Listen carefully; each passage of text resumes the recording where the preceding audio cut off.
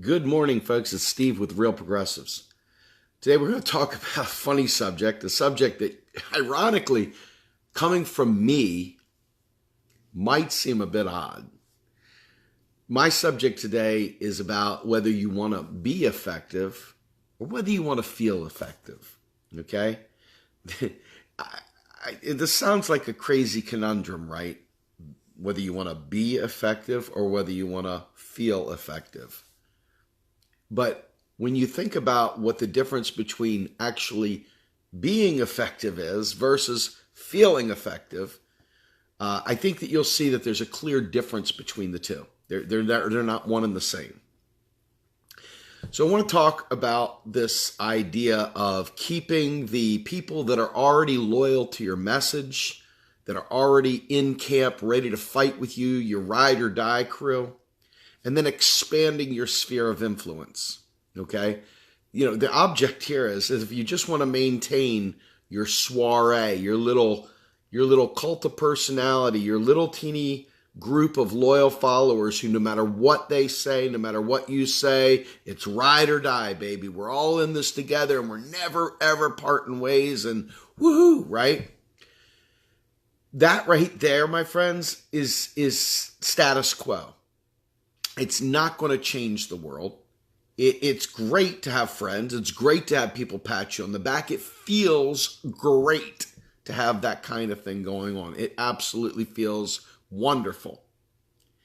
But I want to say, honestly, honestly,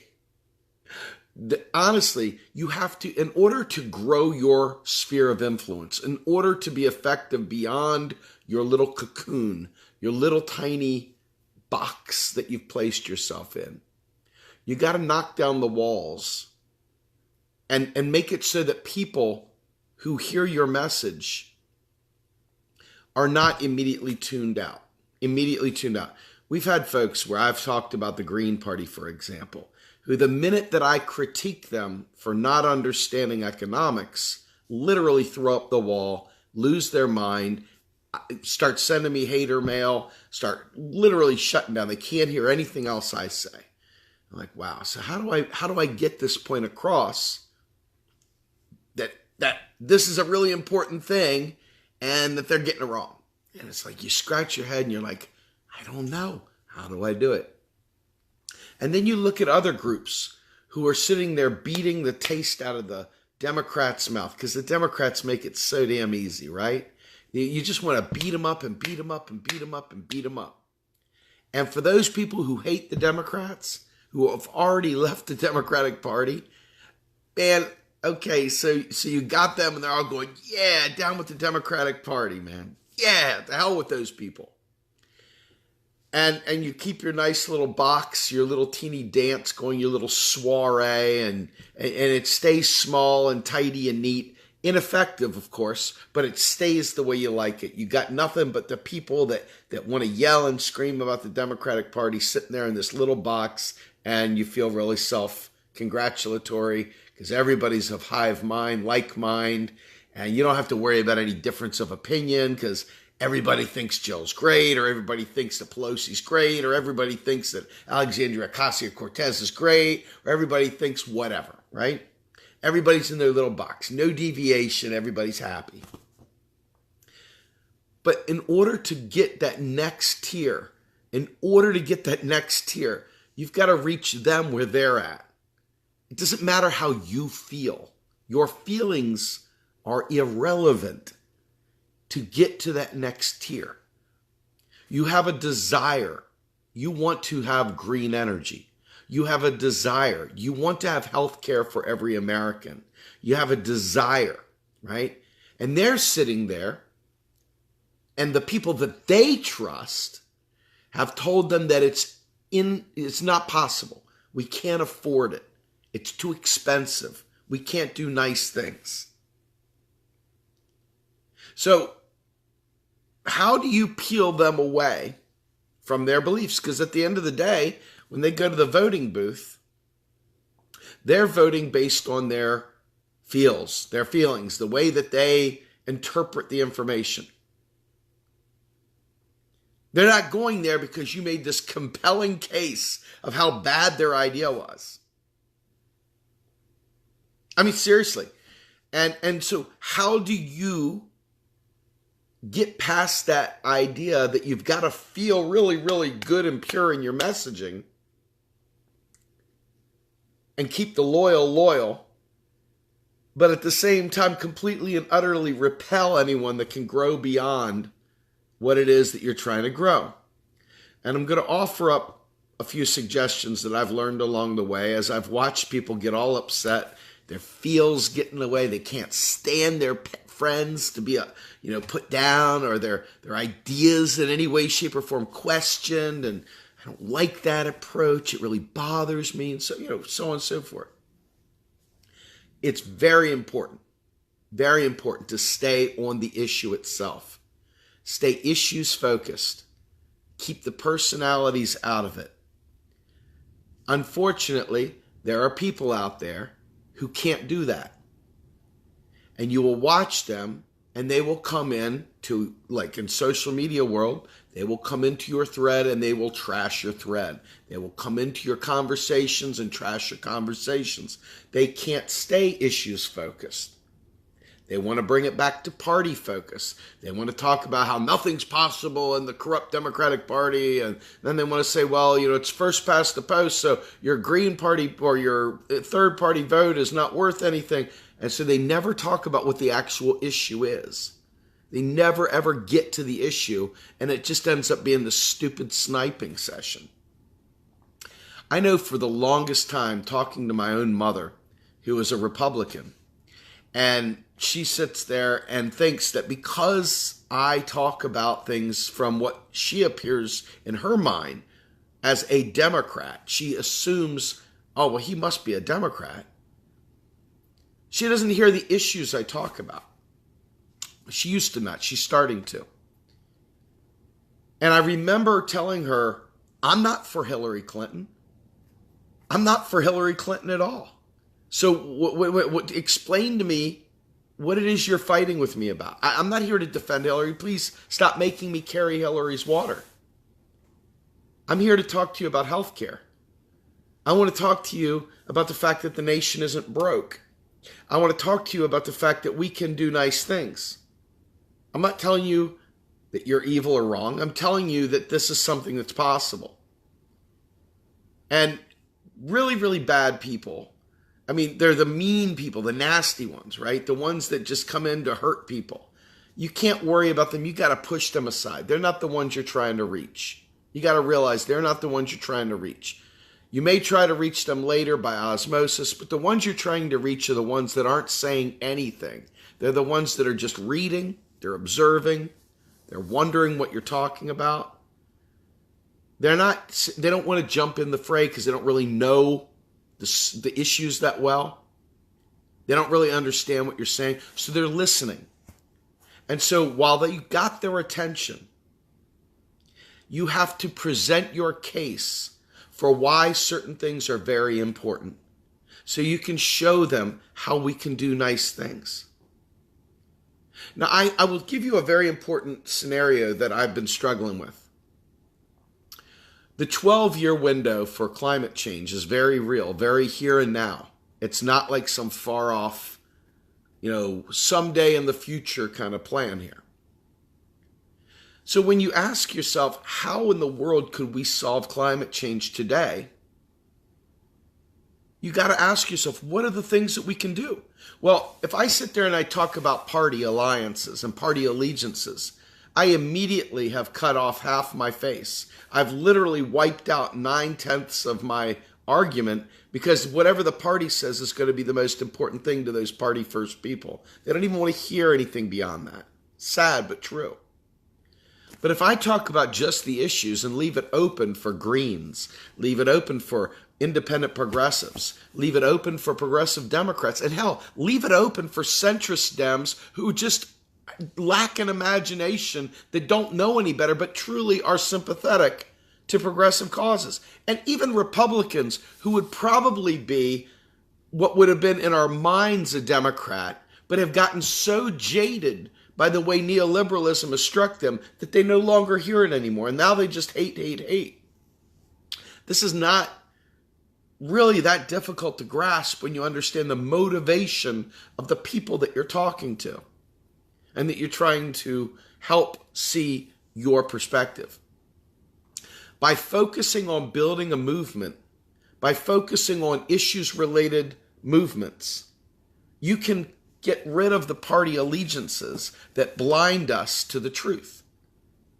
So when I was talking about the 12 years, I said to myself, well, naturally you think the Green Party would be the one that you would want to go to about environmental issues, because the Green Party is, they're green, right? It makes all the sense in the world.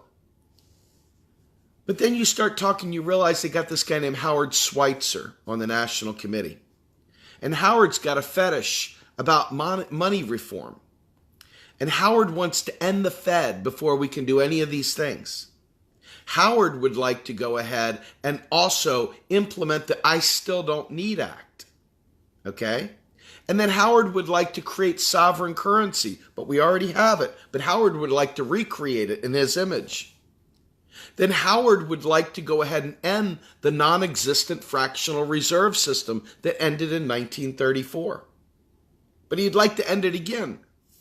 And as a project manager, I say, well, let's just assume that everything that he wants to do is fair and legitimate. It's not, but let's just say it is. By the time you end the Fed, let's be fair, we don't have the votes for it. We don't have the support for it. Nobody within their right mind really understands what the Fed does that would say that, because it's just not that big a deal. When you appoint neoliberals to run the Fed, you get neoliberal policies. Imagine that. You got to elect progressives to get progressive Federal Reserve policies in place. It's just that simple. Anyway, but let's just say we're going to go ahead and end the Fed. We're going to end the Fed, and I don't know, let's say it takes 6 years to end the Fed because, we've got all this energy and we're going to do all these great things. So we got 6 years, maybe 10 years to end the Fed because we got to go through a couple administrations to get enough energy behind it to end the Fed. Now we got to get everyone to agree, now that we've ended the Fed, to what we're going to replace the Fed with. Are we going to roll it back into the Treasury? Now we got to replace that. So let's just say hypothetically now we've agreed to roll it into the Treasury. Or let's say we're still talking 10 years. Well, climate change, to have it solved, we got 12 years. So I say, interesting. So it looks like we're dead through Howard's method. But I can't tell that to the green people because the green people defend green at all costs. They don't talk about timelines. Why is that? I don't know. Because it's a feelings-based thing. Just like when you bash the Democratic Party and you expect to suddenly grow the Green Party by bashing the Democratic Party, doesn't work that way either, right? It just doesn't. So somehow or another, we got to overcome this basic timeline issue to save the planet. Oh, guess what? Out of the blue comes this group, the Sunrise Movement. Sunrise Movement is saying, hey, it's really important that we go ahead and address climate change. Let's go ahead and have a Green New Deal. Well, the Sunrise Movement is nonpartisan. They're working with Greens, they're working with independents, they're working with Democrats, they're working with whoever wants to change the environment. They're staying on issues. They're not campaigning for actual, for candidates. It's not like some big, you got a Dem in or you got a Green in or, no, they're talking about climate change, period. That's it. Keeping it on the issues. Well, you can tell the people that care about the environment because they're like, hey man, I'm glad the ball's being moved forward. And then you can tell the party first, but well, we were the ones who came up with the name. And so at the end of the day, you've got this 12-year window to save people, to save a lot of lives, right? To prevent catastrophic climate disaster. And the timeline for solution A, which is we got to have sovereign currency, we got to end the Fed. We can't possibly do this without ending the non-existent fractional reserve system, on and on and on, you realize you end up with a bunch of dead people with Howard Schweitzer's method. Howard Schweitzer equals a lot of dead people. That's the MO, that's the deal, and that's how I want to feel good about it. I want to scream and yell, Howard, you knucklehead, this is a failing proposition. Don't you understand? Your method is killing people. That's what I want to say.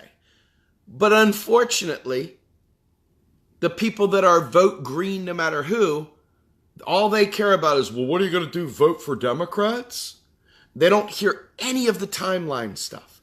They don't hear any of the facts that we already have a sovereign currency. They don't hear any of the facts that the fractional reserve system ended in 1934. They only hear that you're attacking the Green Party. So that's an ineffective strategy for winning over Greens. It's true. Every single word I just said was 1,000% true. And that makes you ask questions. If I just spoke the truth about the timeline, and I just spoke the truth about Howard Schweitzer, and I just spoke the truth about money reform and all the other nonsense that goes with it, about we don't have a sovereign currency and so forth, why would people defend that if it's wrong? Why would they defend something stupid like that? Because people identify with their tribe, right, wrong, or indifferent. Right, wrong, or indifferent, they identify with their tribe before truth. Truth doesn't matter. And there's study after study after study that shows that truth is irrelevant in this game. It really comes down to beliefs. And this is the sucky thing for people like myself who are empiricists, who believe in this is easy to prove, this is easy to prove, this is easy to prove. How in the world could you believe otherwise? And the fact is that most people have an almost religious addiction to their party. They refuse to criticize the people that are blatantly leading it off a cliff. And that's the same with the Democrats. And you see it with the vote blue no matter who. And that drives you crazy, doesn't it? It drives you absolutely mad when you see them propping up a neoliberal, some neoliberal that is literally going to not vote for Medicare for all, that is not going to in any way support actual green energy, that's going to take fossil fuel donations, that's going to do everything you said you're against. So how in the world do you bypass that? And I'm here to tell you the only thing that I can do, and a salesperson would tell you, that from a mass blast, from just talking to the world, you got to keep it on the issues. You can't just sit there and do these drop dead, all or nothing ones and zeros about the parties, about this, that, and the other. When it comes to getting effective, you have to talk to people one-on-one when it comes to changing their personal beliefs. When it comes to making a movement, however, if you stay focused on the issues and leave the personalities out of it, and leave the party colors out of it, and you just simply focus on movement building, and you simply focus your attention on the issue, and you don't allow them to suck you in to their party versus party fights, and you stay focused, purely focused on the issue, at that point in time, you stand to peel away people. You start peeling away people. People start, your sphere expands. The influence expands because you're not offending a Green Party person who genuinely wants to see the environment fixed. You're not offending a vote blue progressive who doesn't quite understand the difference between a progressive and a centrist and so forth, a neoliberal, but they know that they want to support green energy. They know they want to support a real, honest-to-God, climate change-based solution that saves lives. They know that. They just don't know any other way. And because of the first past the post, they have all the ammo in their back pocket to say going third party doesn't make sense. So this is where they're going to stay, and they're not budging until you stay on the fucking issues. The issues are why groups like the Sunrise Movement were able to be effective. The Sunrise Movement is a dynamite group of millennials that has literally taken the world by storm. I'm so in awe of what they've done. I'm so in awe of what they've done.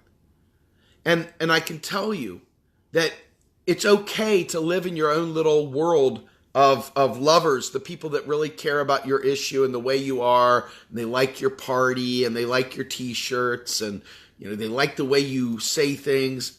But you got to remember, this is that whole terrible statement of we got a public stance and a private stance. It's not that they have to be different, because I don't believe in anything that lacks integrity. I am all about integrity. So I want you to consider for a moment this.